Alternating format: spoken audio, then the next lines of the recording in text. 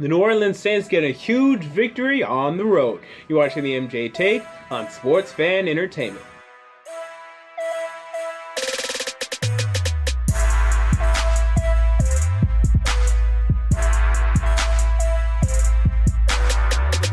Take on Sports Fan Entertainment. The New Orleans Saints get a huge victory as they go and defeat the San Diego Chargers 35-34. And man, I went out on a limb in my Week 4 predictions and picks, and I picked the 0-3 New Orleans Saints. And in the third quarter and into the fourth quarter, I was not feeling good about my pick, even in the second quarter, because it appeared as if the Chargers were destined to win this football game. Ended up going up 34-21, and then an absolute meltdown occurred.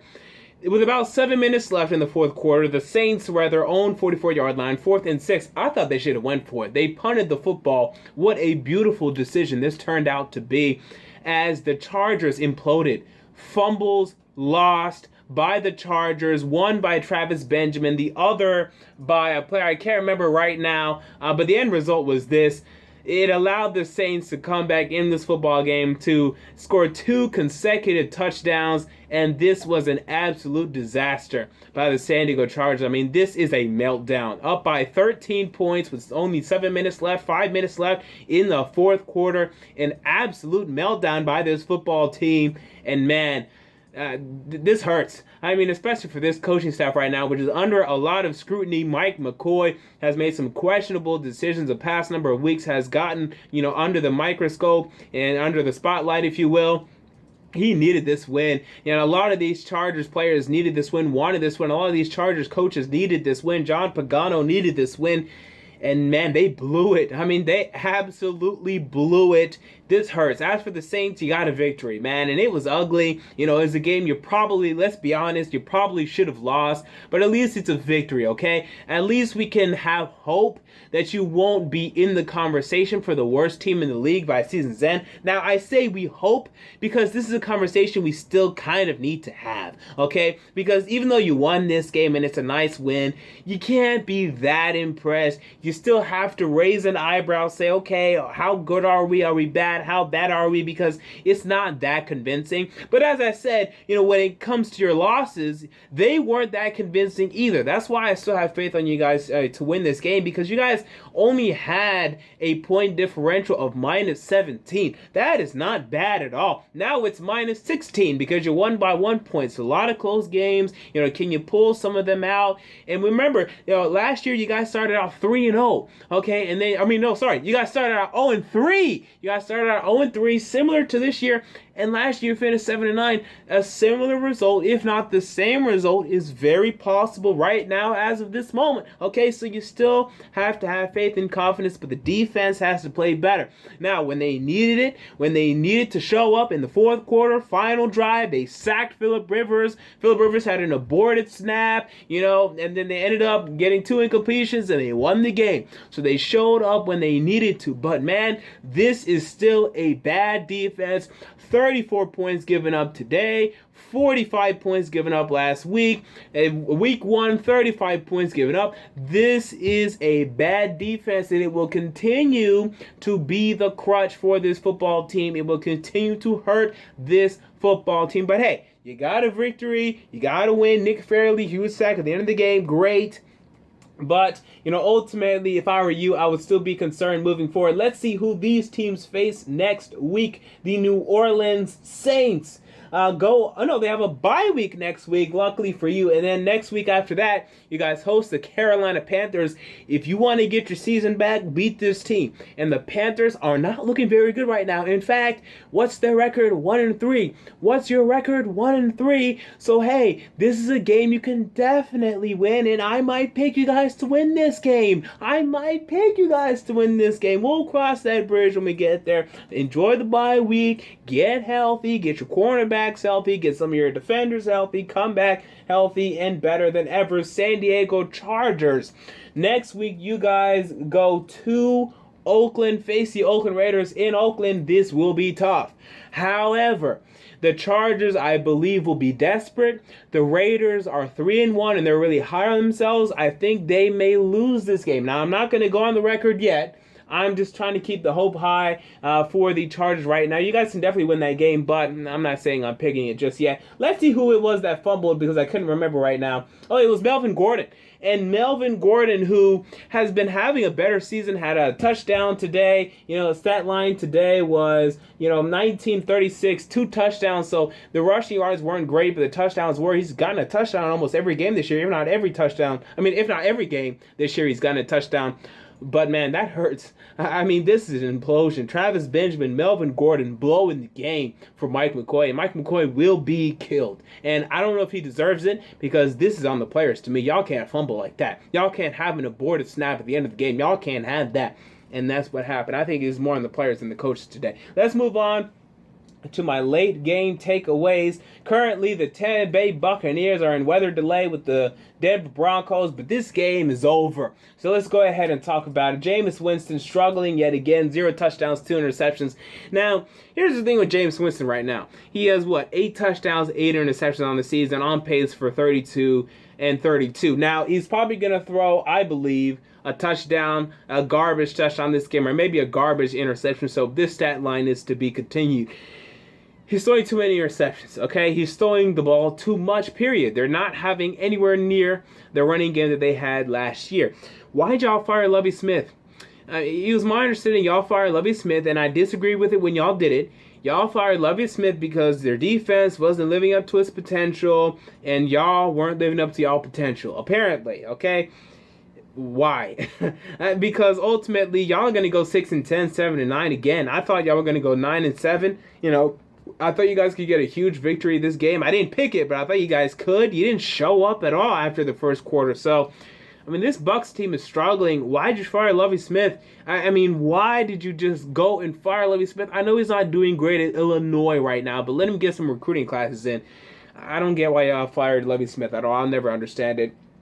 As for the Broncos, continue to dominate. Now, I'm very intrigued by this Week 5 game between the Falcons and the Broncos.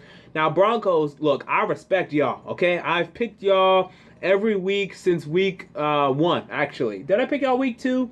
I believe so. I have to go back and check that. Anyway, I respect y'all, okay? I respect y'all. However, are you going to go 16-0? I think you and I can agree. No, you're not going to go 16-0. So with that in mind, man, I think the Falcons could go to Denver and beat the Broncos next week. I have to consider it, I have to think about it, but look out for that because, man, I think there's a possibility, a very distinct possibility that could happen. Let's move on to the other late games. Oh, and also Paxton Lynch had to play in this game. I think Trevor Siemian got banged up, got injured. Paxton Lynch looked pretty good. Trevor Siemian looks better, though, so stick with Siemian. But, hey, Lynch doesn't look bad. We move on to the other late games. The Dallas Cowboys beat the San Francisco 49ers to 24-17. And Ezekiel Elliott, that's the guy we want to talk about because, he's the guy I've been critical of. Look, he played great today. This was by far his best game in the NFL. Last week, I felt 30 carries. I really don't care about that. But today, he ran the ball real well, and he was actually pretty much the reason why the Cowboys won this game. He led them to victory. Good. I'm not going to change my prediction yet or my, thesis when it comes to Ezekiel Elliott. But, hey, he played well today. Good for him. That's great. Cowboys 3-1. Get ready for the decline. Y'all have some tough games coming up. I know the Packers are coming up. I know the Bengals are coming up. I know the Eagles are coming up. These will not be easy games. Get ready for the decline. We move on to the 49ers who, man, up 14-0, appeared to be poised and ready to upset the Cowboys to win this game, and they couldn't do it. Ultimately, I guess you have to be a little disappointed, but still a little encouraged. It's weird to say, but at least this team under Chip Kelly doesn't look like a disaster right now. They look like a team that can win some games, but you guys just need better quarterback play. You just can't win with this kind of quarterback play. The defense played pretty well today. I know they got gashed in the run game, but they gave up 24 points.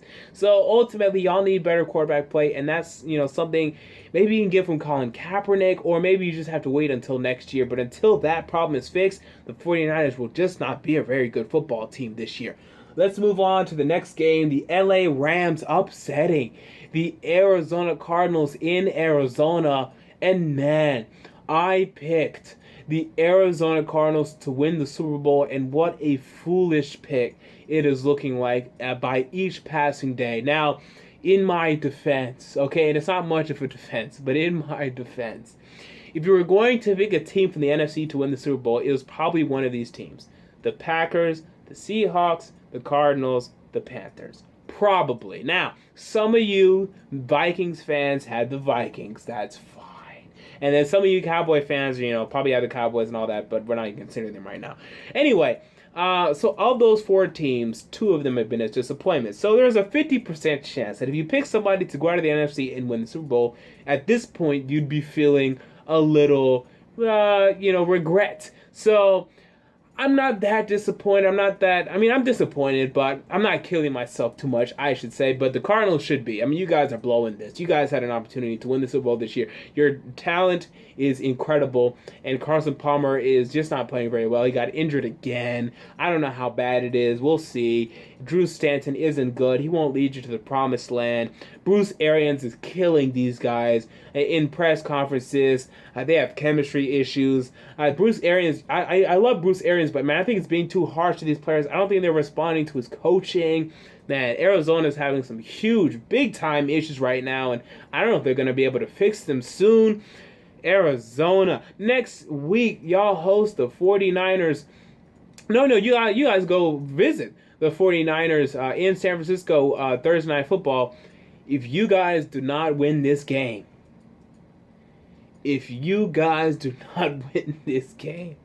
wow, we're having a conversation for a top 10 draft pick for the Arizona Cardinals.